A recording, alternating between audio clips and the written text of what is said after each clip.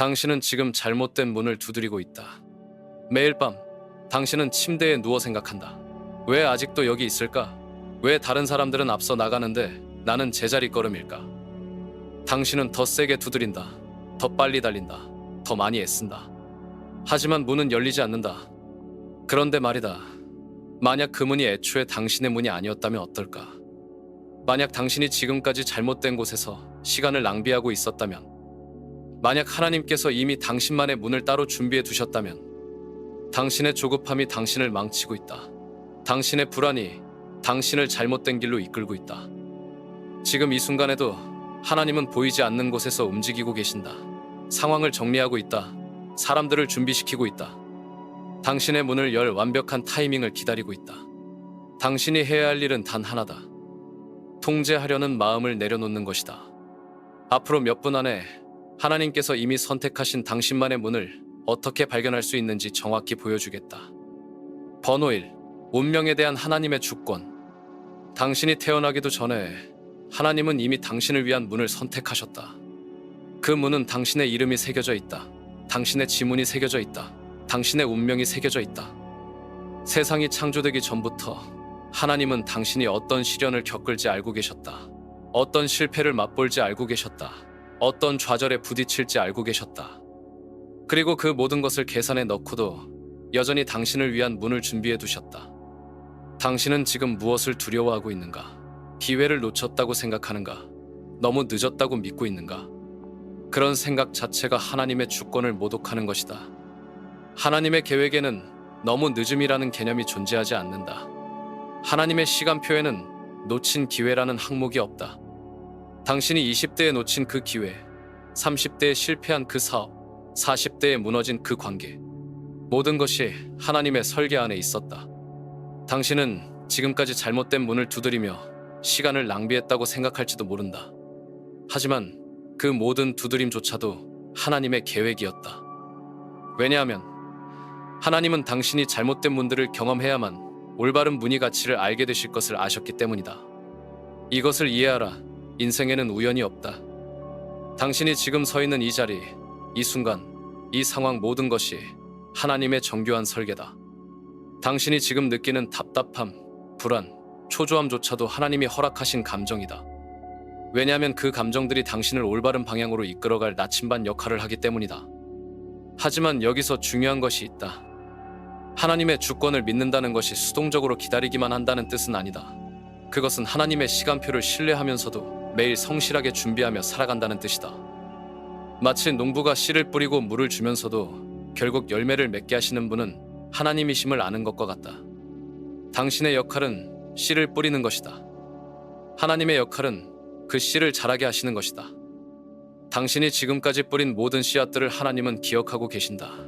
그 씨앗들이 아직 싹을 틔우지 않았다고 해서 죽은 것이 아니다. 때가 되면, 하나님의 때가 되면 그 모든 씨앗들이 동시에 꽃을 피울 것이다. 그리고 그때 당신은 깨달을 것이다. 왜 다른 문들이 열리지 않았는지를, 왜 그 모든 기다림이 필요했는지를, 당신만을 위해 예비된 그 문이 얼마나 완벽한지를. 다른 사람들과 비교하지 마라. 그들의 타이밍은 그들의 것이고 당신의 타이밍은 당신의 것이다. 하나님은 각자에게 다른 시간표를 주셨다. 다른 여정을 주셨다. 다른 목적지를 주셨다. 당신이 남을 부러워할 때 당신은 하나님의 지혜를 의심하는 것이다. 당신을 위해 특별히 설계된 계획보다 다른 사람의 계획이 더 나을 것이라고 생각하는 것이다. 그것은 전능하신 하나님을 모독하는 일이다. 지금 이 순간에도 하나님은 보이지 않는 곳에서 일하고 계신다. 사람들의 마음을 움직이고 계신다. 상황들을 정렬하고 계신다. 당신을 위한 길을 예비하고 계신다. 당신이 느끼지 못해도 보지 못해도 하나님은 멈추지 않으시고 일하고 계신다. 그러니 조급해하지 마라. 불안해하지 마라. 당신을 위해 예정된 문은 결코 다른 사람에게 넘어가지 않는다. 하나님의 주권 아래서 당신의 운명은 안전하다.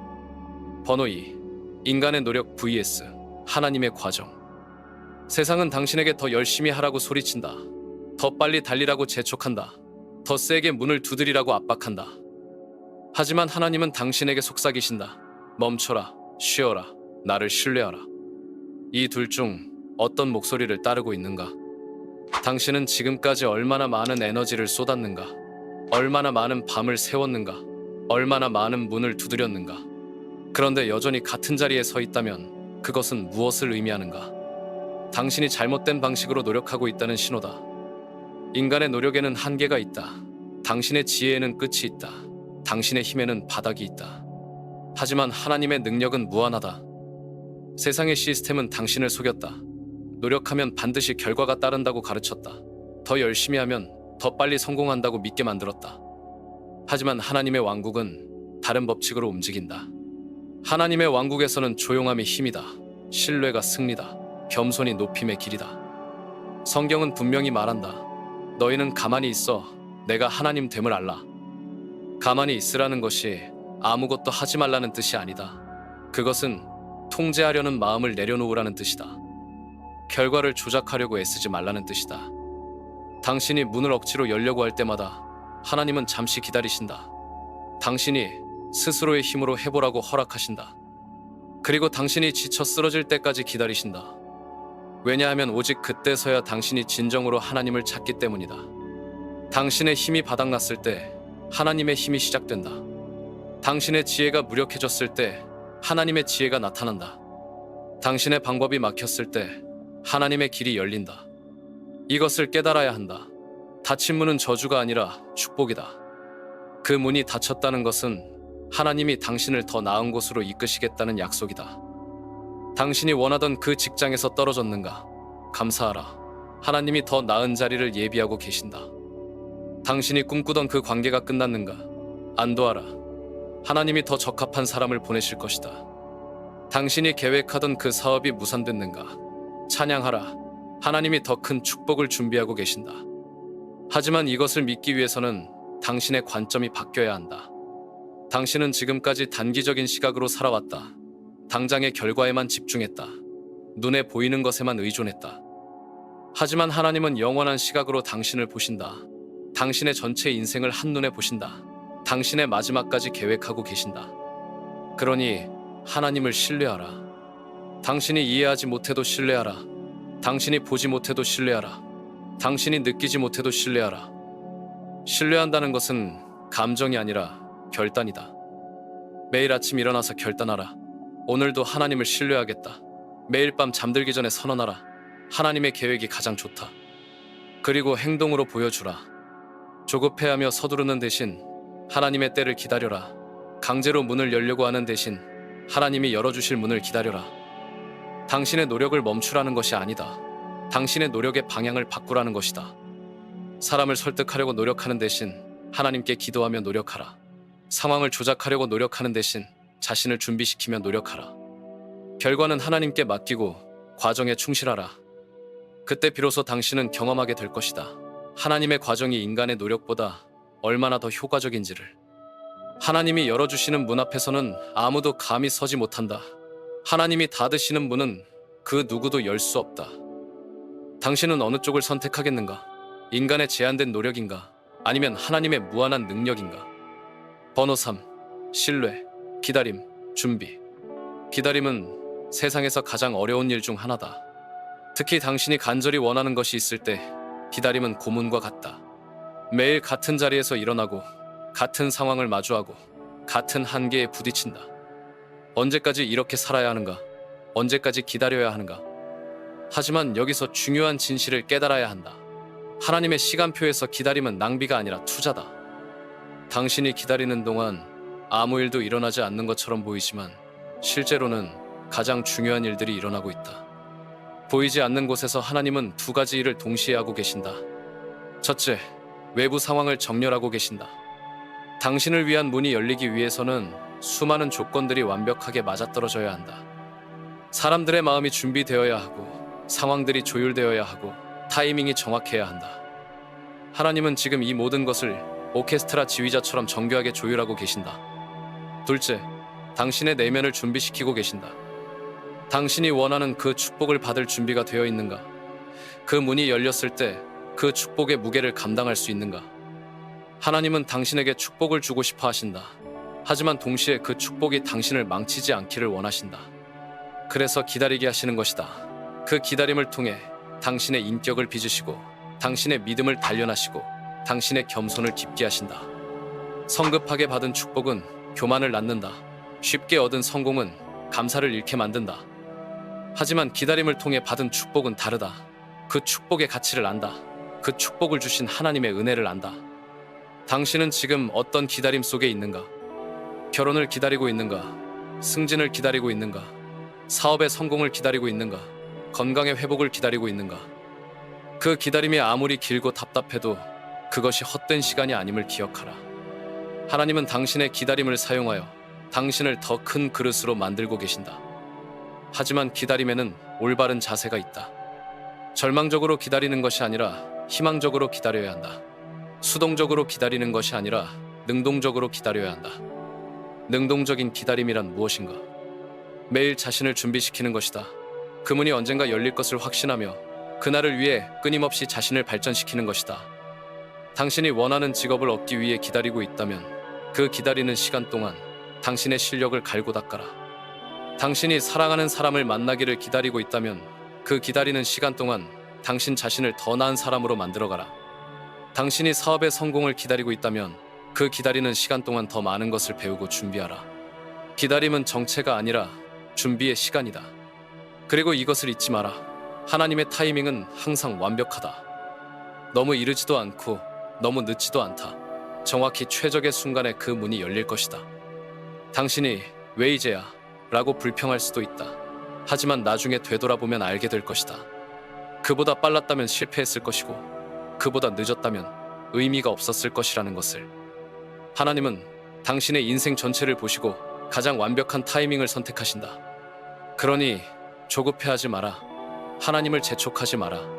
대신 이렇게 기도하라. 하나님, 제 안에 일어나야 할 변화가 있다면 지금 일으켜주세요. 제가 준비되어야 할 것이 있다면 지금 준비시켜주세요. 그리고 때가 되면 주님의 완벽한 때에 그 문을 열어주세요. 그리고 매일 감사하라. 아직 오지 않은 축복에 대해서도 미리 감사하라. 그 감사의 마음이 당신의 믿음을 유지시키고 당신의 희망을 살려낼 것이다. 기다림이 길수록 축복도 크다. 준비 시간이 길수록 결과도 놀랍다. 하나님을 신뢰하며 기다려라. 그리고 그 기다림의 시간을 가장 소중한 준비의 시간으로 만들어가라. 번호사, 과거 선택의 영향과 하나님의 은혜. 당신은 지금까지 몇 번이나 잘못된 선택을 했는가? 몇 번이나 후회할 일을 저질렀는가? 몇 번이나 하나님을 실망시켰는가? 그리고 지금도 그 죄책감에 사로잡혀 있는가? 그 실수들이 당신의 미래를 망쳤다고 믿고 있는가? 만약 그렇다면 당신은 하나님의 은혜를 완전히 오해하고 있는 것이다. 하나님의 계획은 당신의 완벽함에 기반하지 않는다. 당신의 자격에 의존하지 않는다. 당신의 과거에 제약받지 않는다. 하나님의 계획은 오직 하나님의 은혜에 기반한다. 그 은혜는 당신의 모든 실수를 덮을 만큼 크다. 당신의 모든 죄를 씻을 만큼 깊다. 당신의 모든 실패를 회복시킬 만큼 강하다. 당신이 과거에 어떤 선택을 했든 그것이 하나님의 계획을 취소시킬 수는 없다.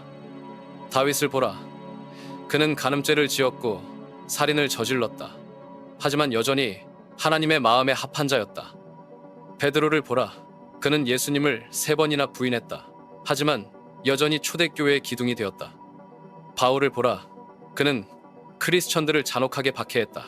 하지만 가장 위대한 사도가 되었다. 그들의 과거가 그들의 미래를 결정하지 않았다.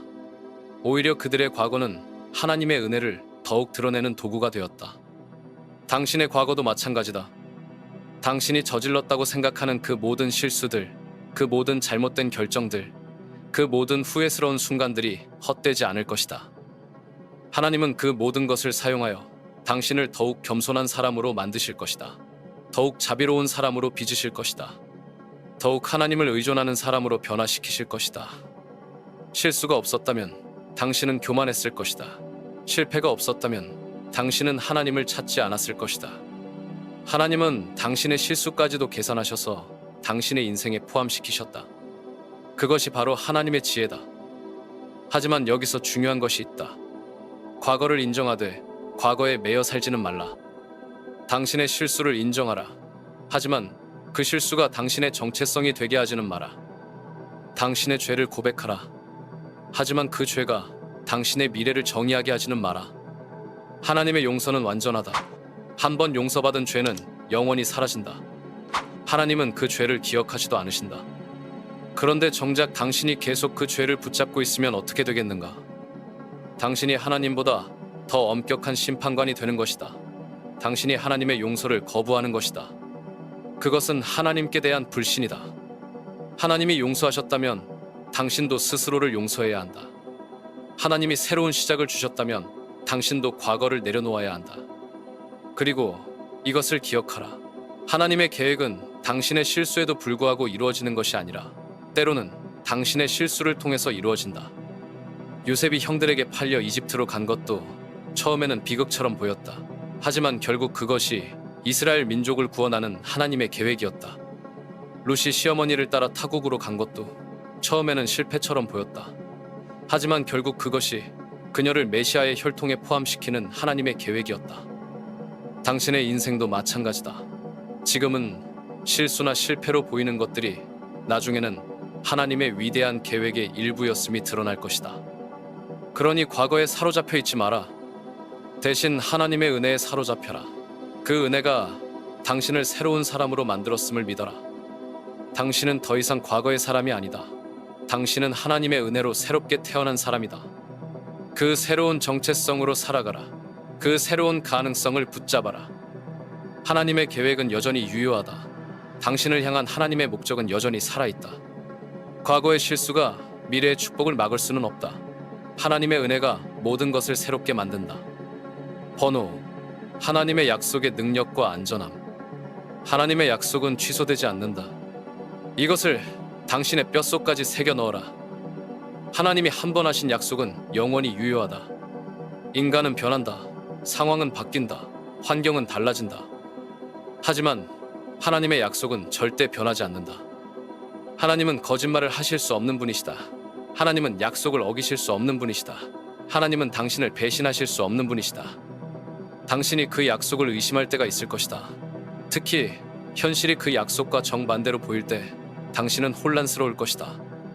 하지만 그때가 바로 믿음이 가장 필요한 순간이다. 하나님의 약속은 당신의 감정에 의해 좌우되지 않는다. 당신의 상황에 의해 무효가 되지 않는다. 당신의 이해에 의해 제한받지 않는다. 하나님의 약속은 하나님 자신의 신실함에 기반한다. 그리고 하나님보다 신실한 존재는 우주에 없다. 하나님이 당신에게 문을 열어주겠다고 하셨다면 그 문은 반드시 열릴 것이다. 하나님이 당신을 축복하겠다고 하셨다면 그 축복은 반드시 임할 것이다. 문제는 타이밍이다. 당신은 지금 당장 그 약속이 이루어지기를 원한다. 하지만 하나님은 가장 완벽한 때를 기다리고 계신다. 당신의 급함이 하나님의 약속을 앞당기지는 못한다. 반대로 당신의 의심이 하나님의 약속을 지연시키지도 못한다. 하나님의 약속은 하나님의 시간표대로 정확히 이루어진다. 그리고 그 타이밍은 항상 완벽하다. 지금까지 당신이 겪었던 모든 지연들을 돌이켜보라. 나중에 되돌아보니 그 지연이 오히려 축복이었던 적이 얼마나 많았는가. 당시에는 답답하고 이해할 수 없었지만 시간이 지나고 보니 하나님의 지혜였음을 깨달았던 순간들이 얼마나 많았는가. 그 모든 경험을 통해 배워야 할 교훈이 있다. 하나님의 타이밍을 신뢰하라는 것이다. 하나님은 당신보다 당신의 미래를 더 잘 아신다. 하나님은 당신보다 당신에게 필요한 것을 더 정확히 아신다. 그러니 하나님의 약속을 붙잡되 하나님의 방법과 타이밍을 존중하라. 당신이 원하는 방식으로 이루어지지 않을 수도 있다. 하지만 하나님의 방식은 항상 더 좋다. 당신이 생각했던 타이밍에 이루어지지 않을 수도 있다. 하지만 하나님의 타이밍은 항상 더 완벽하다. 중요한 것은 약속 자체가 이루어진다는 사실이다. 그리고 하나님의 약속에는 보장이 따른다. 그 누구도 하나님이 당신에게 정해두신 것을 빼앗아갈 수 없다. 그 어떤 상황도 하나님의 계획을 막을 수 없다. 사람들이 당신을 거부할 수 있다. 하지만 그들이 하나님의 약속을 취소시킬 수는 없다. 환경이 당신에게 불리할 수 있다. 하지만 그 환경이 하나님의 능력을 제한할 수는 없다. 경제가 어려울 수 있다. 하지만 경제 상황이 하나님의 공급을 막을 수는 없다. 하나님의 약속 앞에서는 모든 장벽이 무너진다. 모든 불가능이 가능해진다. 하지만 이것을 기억하라. 하나님의 약속을 받는 것과 그 약속을 누리는 것은 다른 문제다. 하나님의 약속은 은혜로 주어진다. 하지만 그 약속을 누리려면 믿음이 필요하다. 의심하는 자는 하나님의 약속을 받고도 누리지 못한다. 불신하는 자는 축복을 눈앞에 두고도 놓친다. 당신의 믿음이 하나님의 약속을 현실로 만드는 열쇠다. 매일 그 약속을 선포하라. 매일 그 약속을 고백하라. 매일 그 약속에 감사하라. 비록 아직 눈에 보이지 않아도 이미 영적 영역에서는 그 약속이 현실이다. 물리적 영역에 나타나는 것은 시간 문제일 뿐이다. 하나님의 약속은 당신의 안전망이다. 당신의 보장이다. 당신의 희망이다. 그 약속을 붙잡고 놓지 마라. 그것이 당신의 삶을 완전히 바꿀 것이다. 번호 6. 신뢰를 통한 평안과 걱정 거부. 걱정은 당신의 가장 큰 적이다. 걱정은 당신의 에너지를 고갈시킨다. 당신의 믿음을 약화시킨다. 당신의 미래를 어둡게 만든다. 걱정은 마치 독과 같아서 한번 마음에 들어오면 천천히 당신의 모든 것을 파괴한다. 당신은 지금 무엇을 걱정하고 있는가? 미래가 걱정되는가? 돈이 걱정되는가? 건강이 걱정되는가? 관계가 걱정되는가? 그 걱정들이 지금까지 당신에게 어떤 도움이 되었는가? 그 걱정들이 문제를 해결해 주었는가? 걱정은 아무 문제도 해결하지 못한다. 오히려 문제를 더 크게 만들 뿐이다. 걱정할 때마다 당신은 하나님의 능력을 의심하는 것이다. 하나님의 사랑을 불신하는 것이다. 하나님의 약속을 거부하는 것이다. 걱정은 하나님께 대한 모독이다. 하나님은 당신을 책임지겠다고 약속하셨다. 당신을 돌보시겠다고 약속하셨다. 당신의 필요를 채우시겠다고 약속하셨다. 그런데 당신이 걱정한다는 것은 그 약속을 믿지 않겠다는 뜻이다. 하지만 걱정을 멈추는 것이 쉽지 않다는 것을 안다. 걱정은 습관이 되어 자동적으로 일어난다. 그렇다면 어떻게 걱정을 멈출 수 있는가? 첫째, 걱정을 신뢰로 바꿔야 한다. 걱정이 마음에 들어오려고 할 때마다 의식적으로 그것을 거부하라. 그리고 즉시 하나님을 신뢰한다고 선언하라. 나는 걱정하지 않는다. 나는 하나님을 신뢰한다. 이 말을 입으로 선포하라. 말의 힘은 생각보다 크다. 당신의 입술로 고백하는 것이 당신의 마음을 바꾼다. 둘째, 하나님의 신실하심을 기억하라. 지금까지 하나님이 당신을 얼마나 잘 돌보셨는지 기억하라. 어려운 순간에 어떻게 길을 열어주셨는지 기억하라. 하나님은 한 번도 당신을 실망시키신 적이 없다. 앞으로도 그렇게 하실 것이다. 셋째, 오늘에 집중하라. 걱정의 대부분은 미래에 대한 것이다. 아직 일어나지도 않은 일에 대해 걱정한다. 하지만 미래는 하나님의 손에 있다. 당신이 통제할 수 있는 것은 오직 오늘뿐이다. 오늘 할 수 있는 최선을 다하라. 나머지는 하나님께 맡겨라. 넷째, 감사를 선택하라. 걱정과 감사는 동시에 존재할 수 없다. 감사하는 마음은 걱정을 몰아낸다. 지금 당신의 삶에서 감사할 것들을 찾아보라. 아무리 작은 것이라도 감사하라. 감사의 습관이 걱정의 습관을 대체할 것이다. 다섯째, 기도하라. 걱정은 문제에 집중하게 만들지만 기도는 해결책이신 하나님에게 집중하게 만든다. 걱정할 시간에 기도하라.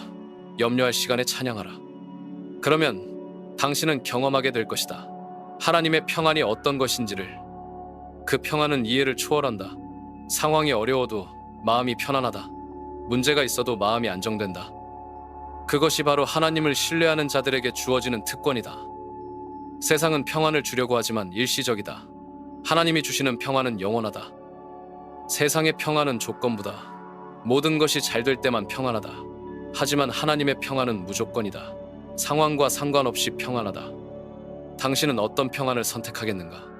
걱정으로 가득한 인생을 살겠는가? 아니면 평안으로 충만한 인생을 살겠는가?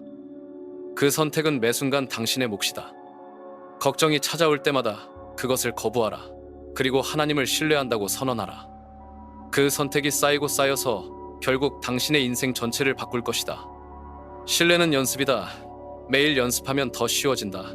매일 선택하면 더 자연스러워진다. 오늘부터 시작하라. 걱정 대신 신뢰를 선택하라. 번호 7. 인간의 책임 vs 하나님의 행동. 당신에게는 명확한 역할이 있다. 하나님에게도 명확한 역할이 있다. 이 둘을 혼동하는 순간 모든 것이 복잡해진다. 당신의 역할은 무엇인가? 믿는 것이다. 순종하는 것이다. 신실하게 맡은 바를 감당하는 것이다.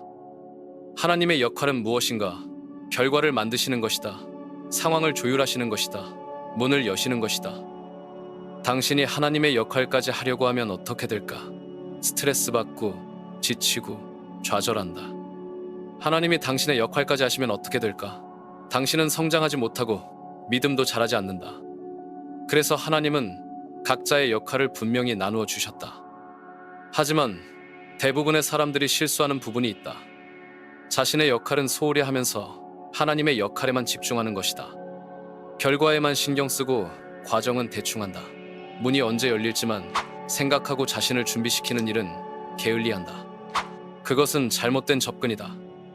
당신은 당신의 몫을 충실히 해야 한다. 매일 성실하게 최선을 다해 하나님이 맡기신 일들을 감당해야 한다. 공부해야 할 것이 있다면 공부하라. 준비해야 할 것이 있다면 준비하라. 노력해야 할 것이 있다면 노력하라. 하지만 결과에 대한 부담은 내려놓아야 한다. 당신이 아무리 완벽하게 해도 원하는 결과가 나오지 않을 수 있다. 반대로 당신이 부족해도 놀라운 결과가 나올 수 있다. 왜냐하면 결과는 당신의 능력으로만 결정되는 것이 아니라 하나님의 은혜와 타이밍에 달려있기 때문이다. 이것을 이해하면 엄청난 자유를 경험하게 된다. 더 이상 모든 것을 통제하려고 애쓰지 않아도 된다. 더 이상 모든 책임을 혼자 지려고 하지 않아도 된다. 당신은 당신의 최선을 다하면 된다. 나머지는 하나님이 하실 일이다. 이것이 바로 진정한 파트너십이다. 하나님과 당신이 함께 일하는 것이다. 하지만 여기서 중요한 것이 있다. 당신이 게으르거나 무책임해도 된다는 뜻이 아니다. 오히려 반대다. 하나님과의 파트너십에 합당하도록 더욱 성실해야 한다. 하나님이 당신을 통해 놀라운 일을 하시고 싶어 하신다면 당신은 그 일에 합당한 그릇이 되어야 한다. 그 그릇이 되기 위해 노력하는 것이 당신의 역할이다. 그리고 그 그릇을 사용하여 놀라운 일을 행하시는 것이 하나님의 역할이다. 마치 악기와 연주자의 관계와 같다. 악기는 최상의 상태를 유지해야 한다. 조율도 되어 있어야 하고 깨끗하게 관리도 되어 있어야 한다. 하지만 아무리 좋은 악기라도 연주자가 없으면 아름다운 음악을 만들 수 없다. 당신은 악기다. 하나님은 연주자다. 당신이 할 일은 최상의 상태를 유지하는 것이다. 하나님이 하실 일은 당신을 통해 아름다운 음악을 연주하시는 것이다. 그런데 많은 사람들이 악기가 되려고 하지 않는다. 자신이 직접 연주자가 되려고 한다. 그 결과 어떻게 될까? 소음만 낼 뿐이다. 당신의 인생에서 소음이 아닌 아름다운 음악이 흘러나오기를 원한다면 당신의 역할을 명확히 알아야 한다. 당신은 연주자가 아니다. 당신은 악기다. 최고의 악기가 되도록 자신을 준비시켜라. 그러면 하나님이 당신을 통해 세상을 감동시키는 음악을 연주하실 것이다. 그리고 그 음악을 들은 사람들은 악기를 칭찬하지 않는다. 연주자를 칭찬한다. 마찬가지로 하나님이 당신을 통해 놀라운 일을 하실 때 사람들은 당신을 높이지 않는다. 하나님을 높인다. 그것이 바로 올바른 파트너십의 결과다. 당신은 준비하고 하나님은 사용하신다. 당신은 순종하고 하나님은 축복하신다. 이 원리를 이해하고 살아가면 당신의 인생은 놀라운 변화를 경험하게 될 것이다. 번호 8. 신성한 나타남의 순간. 하나님이 움직이실 때는 그 누구도 막을 수 없다. 하나님의 손길이 당신의 삶에 임할 때 그것은 자연적인 모든 법칙을 뛰어넘는다. 당신이 지금까지 경험했던 모든 문제들, 모든 한계들, 모든 불가능들이 한순간에 무너진다. 그것이 바로 신성한 개입이다. 인간의 힘으로는 설명할 수 없는 일이 일어난다. 당신의 이력서로는 말이 되지 않는 기회가 생긴다. 당신의 경험으로는 이해할 수 없는 문이 열린다. 그때 당신은 깨닫는다. 이것은 내가 한 일이 아니라는 것을. 하나님이 당신의 삶에 직접 개입하셨을 때는 그것이 명백하다. 의심의 여지가 없다. 몇 년 동안 아무리 노력해도 열리지 않던 문이 하루아침에 활짝 열린다. 수십 번 거절당했던 자리에 갑자기 초대받는다. 불가능하다고 여겨졌던 일이 자연스럽게 성사된다. 그리고 그 모든 과정이 너무나 자연스럽고 완벽해서 당신 이외의 누구도 그것을 조작했을 수 없다는 것이 분명해진다. 그때 주변 사람들도 안다. 이것은 인간의 능력이 아니라는 것을. 당신을 의심하던 사람들이 입을 다문다. 당신을 무시하던 사람들이 경외심을 갖는다. 왜냐하면 하나님의 은혜는 부인할 수 없기 때문이다. 하지만 신성한 개입에는 특징이 있다. 첫째, 그것은 당신의 공로를 완전히 뛰어넘는다. 당신이 아무리 노력했어도 불가능했을 것들이 쉽게 이루어진다. 당신의 자격으로는 절대 얻을 수 없었을 것들이 주어진다. 둘째, 그것은 완벽한 타이밍에 일어난다. 하루 빨랐다면 준비가 안 되었을 것이고, 하루 늦었다면 의미가 없었을 것이다. 하지만 정확히 완벽한 순간에 일어난다. 셋째, 그것은 연쇄 반응을 일으킨다. 하나의 문이 열리면 연달아 다른 문들도 열린다. 하나의 축복이 시작되면 다른 축복들도 따라온다. 마치 댐이 터진 것처럼 한꺼번에 많은 일들이 일어난다. 넷째, 그것은 당신을 겸손하게 만든다. 자신의 능력으로 이룬 것이 아니라는 것을 너무나 분명히 알기 때문에 교만할 수가 없다. 오직 감사하고 겸손해질 뿐이다. 이런 신성한 개입을 경험한 사람들에게는 공통점이 있다. 그들은 기다렸다. 포기하지 않고 끝까지 기다렸다. 그들은 준비했다. 그날이 올 것을 믿고 꾸준히 자신을 준비시켰다. 그들은 신뢰했다. 보이지 않아도, 느껴지지 않아도 하나님을 신뢰했다. 당신도 지금 그 과정 중에 있을 것이다. 기다리고, 준비하고, 신뢰하는 시간을. 포기하지 마라. 하나님의 타이밍은 반드시 온다. 그리고 그때 당신은 깨달을 것이다. 왜 다른 문들이 열리지 않았는지를, 왜 그 모든 기다림이 필요했는지를. 하나님이 당신을 위해 준비하신 것은 당신의 상상을 뛰어넘는다. 당신이 포기하려고 했던 그 꿈보다 더 크다. 당신이 체념하려고 했던 그 비전보다 더 놀랍다. 하나님의 계획은 항상 당신의 기대를 초월한다. 그러니 계속 믿어라. 계속 기다려라. 계속 준비해라. 신성한 개입의 순간이 반드시 온다. 그리고 그날 당신은 모든 것을 이해하게 될 것이다. 왜 그 모든 과정이 필요했는지, 왜 하나님의 방법이 최고인지. 그리고 당신은 평생 그날을 기억하며 하나님의 신실하심을 증언하게 될 것이다. 번호 9. 간증과 하나님의 영광. 하나님이 당신에게 주시는 축복에는 목적이 있다. 그 축복이 당신에게만 머물러 있으라고 주시는 것이 아니다. 하나님은 당신을 축복하심으로써 다른 사람들에게 당신의 하나님이 살아계신 하나님임을 보여주고 싶어 하신다. 당신의 삶이 하나님의 광고판이 되기를 원하신다. 사람들이 당신의 변화를 보고 놀라게 하고 싶으시다. 당신의 축복을 보고 하나님의 선하심을 깨닫게 하고 싶으시다. 그래서 하나님의 축복에는 특별한 성격이 있다. 첫째, 그 축복은 명백하다. 숨길 수 없을 정도로 분명하다. 사람들이 보고 와, 정말 달라졌네 라고 말할 정도로 극적이다. 둘째, 그 축복은 당신의 능력을 뛰어넘는다. 아무리 봐도 당신 혼자의 힘으로는 불가능했을 것들이다. 그래서 사람들이 어떻게 이런 일이? 라고 묻게 된다. 셋째, 그 축복은 타이밍이 완벽하다. 가장 필요한 순간에 가장 적절한 방식으로 온다. 그래서 우연이 아니라 섭리임이 분명해진다. 이런 축복을 받으면 당신에게는 책임이 생긴다. 그 축복의 출처를 분명히 밝힐 책임이 생긴다. 사람들이 당신을 칭찬할 때 이것은 제 능력이 아니라 하나님의 은혜입니다 라고 말할 책임이 생긴다. 사람들이 당신의 비결을 물을 때 하나님을 증거할 책임이 생긴다. 이것이 바로 간증이다. 간증은 자랑이 아니다. 하나님의 선하심을 알리는 것이다. 간증은 과시가 아니다. 하나님의 능력을 증거하는 것이다. 그런데 많은 사람들이 축복을 받고도 간증을 하지 않는다. 어떤 사람은 겸손한 척하며 그냥 운이 좋았어요 라고 말한다. 어떤 사람은 자신의 공로인 양 제가 열심히 해서 그래요 라고 말한다. 둘 다 잘못된 반응이다.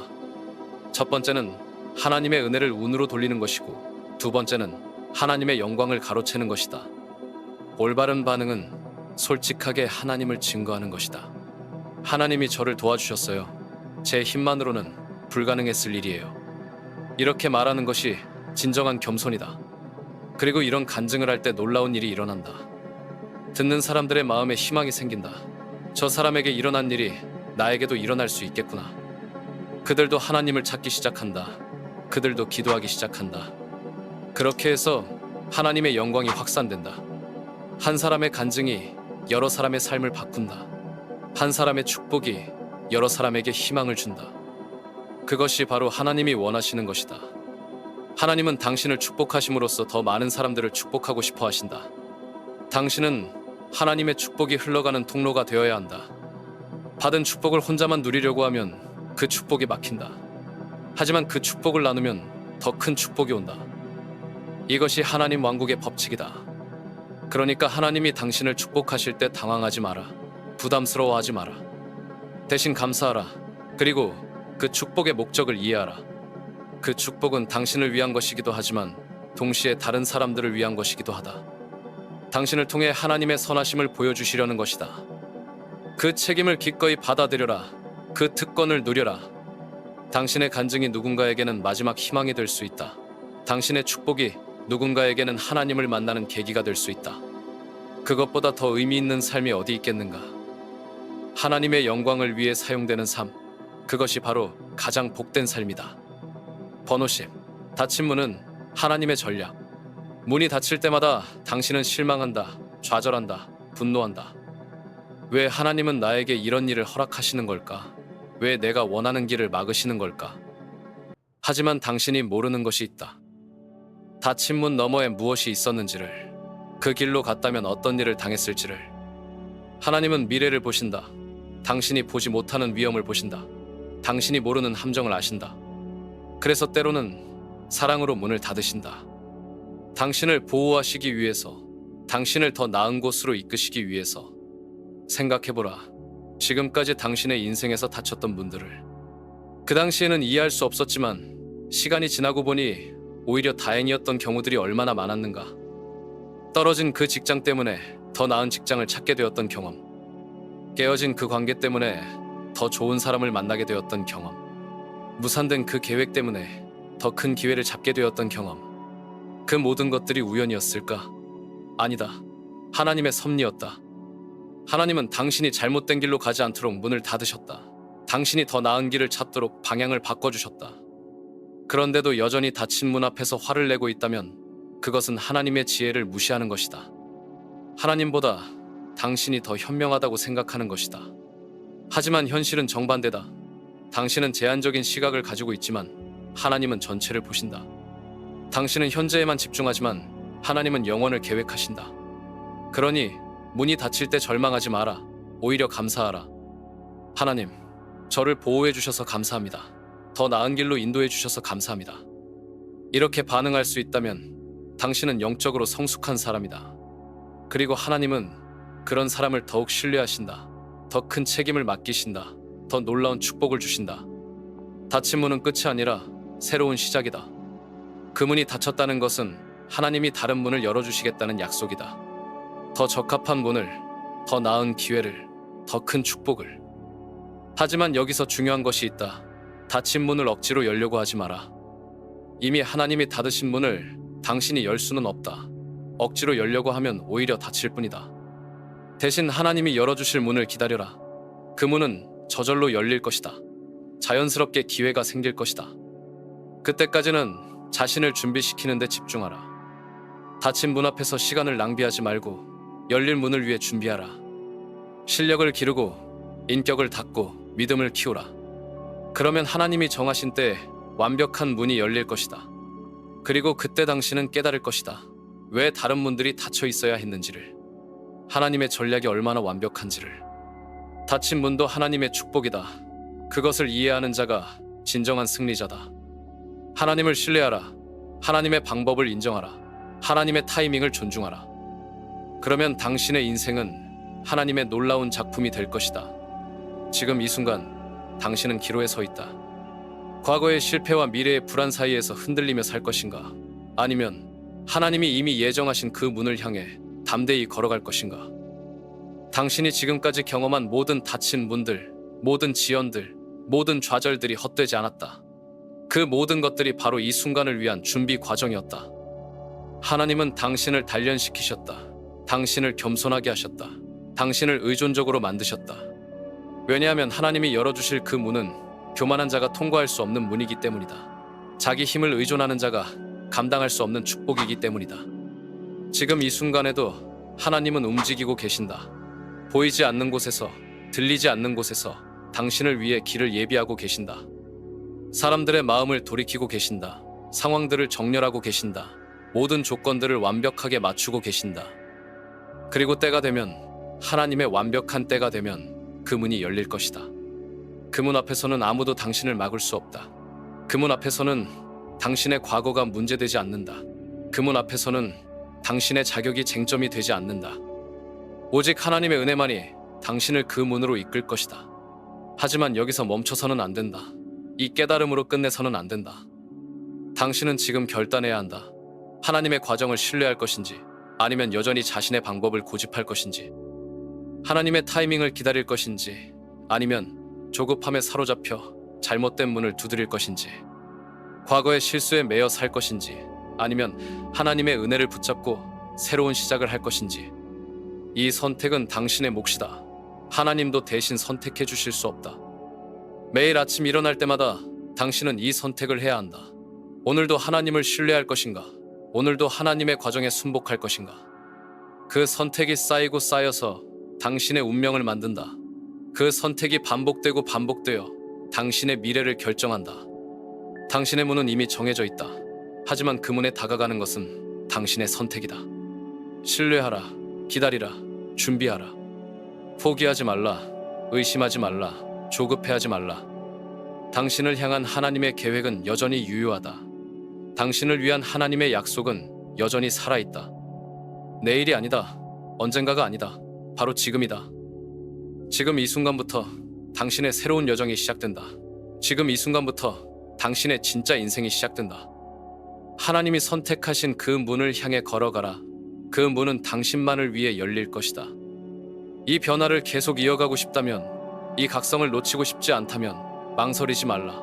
지금 구독하라. 당신의 운명은 기다리고 있다.